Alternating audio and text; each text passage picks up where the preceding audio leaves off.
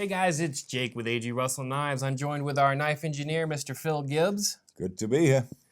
Today we're going over the Sunfish, specifically the 4-inch Sunfish, our new remake. This knife has been our most requested knife to remake for a few years now. Quite a few years, yep.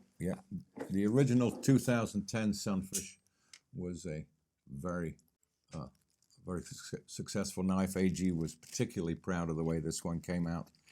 They sold out very quickly in the Texas Ranger format. We made one other run with the varying handle materials, including, I believe, some marquetry from Santa Fe. It was particularly beautiful. And also 100 pieces in hard pair for the iKnife collector group.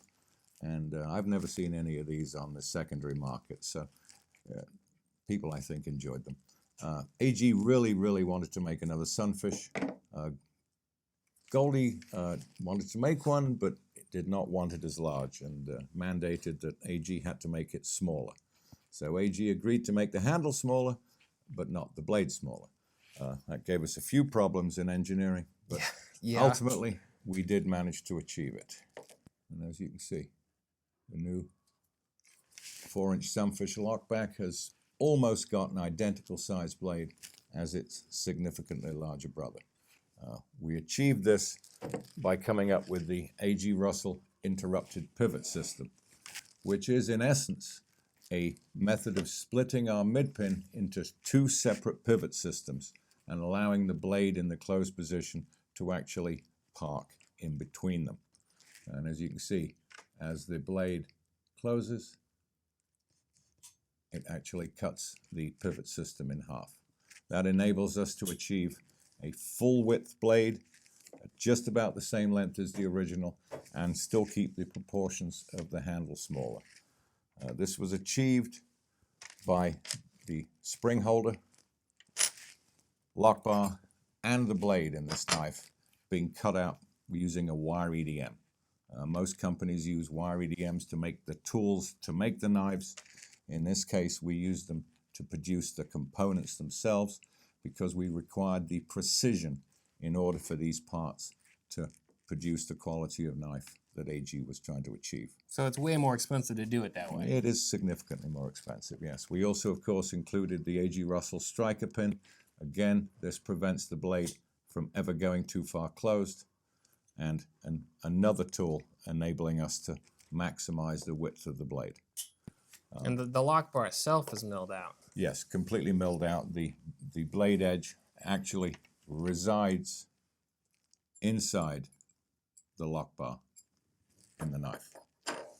Interestingly enough, these ones that we're just getting in now are the last ones where just patent pending will be marked on the box. In the next batch that'll be shipping after these, it will be etched onto the blade. We, of course, have these in the black G10. Smooth white bone, brown jigged bone, and my personal favorite, blue stabilized oak. These are quite remarkable handles.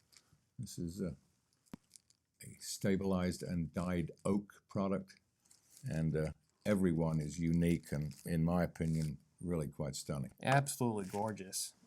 You'll get a lot of variants on the blue oak. We have a few examples to kind of show some of the differences here. So this guy, you have some burl going through. Here we're seeing a lot more reds in there. Reds and blues. Some of them are tight patterns. Some of them are a little more spaced. Get some swirling circles and blue on there. This guy's got some really tight burl on there. And each one will be completely unique.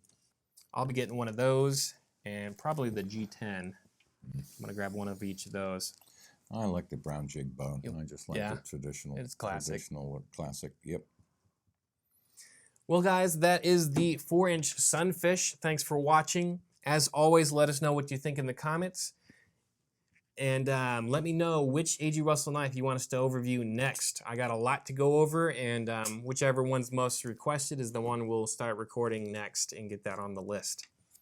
Thanks for watching, and have a good one.